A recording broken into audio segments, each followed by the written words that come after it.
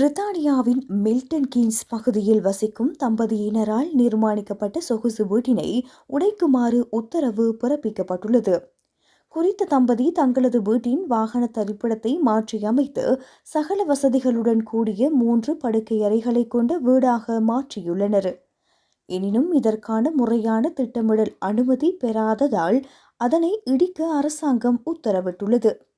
35 வயதுடைய Hannah Edwards மற்றும் 45 வயதுடைய எல்சான் செராஜ் ஆகிய தம்பதியினர் தங்களது முதிய பெற்றோருக்காக இந்த வீட்டை அமைத்துள்ளனர். ஆரம்பத்தில் ஒரு படுக்கையறை கொண்ட சிறிய இடமாக அனுமதி பெற்ற போதிலும் அவர்கள் அதனை ஒரு மாடி வீடு போல பால்கனி மற்றும் நவீன வசதிகளுடன் கூடிய பெரிய வீடாக மாற்றியமைத்தனர். இந்த கட்டுமானத்தை மில்டன் கீன்ஸ் சபை நிராகரித்துள்ளது.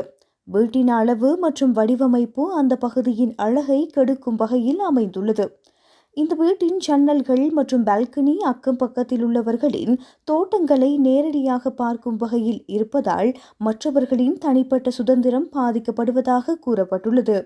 குறுகிய வீதிகள் கொண்ட அந்த பகுதியில் இவ்வாறான கூடுதல் கட்டுமானங்கள் வாகன தரிப்பிட பிரச்சினைகளை உருவாக்கும் என உள்ளூர் சபை எச்சரித்துள்ளது.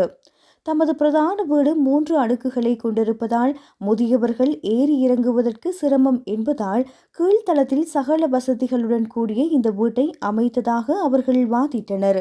ஆனால் ஏற்கனவே பெரிய வீட்டில் வசிக்கும் உங்களுக்கு இவ்வளவு பெரிய கூடுதல் கட்டடம் தேவையில்லை என திட்டமிடல் ஆய்வாளர் இந்த மேன்முறையீட்டை தள்ளுபடி செய்துள்ளார்.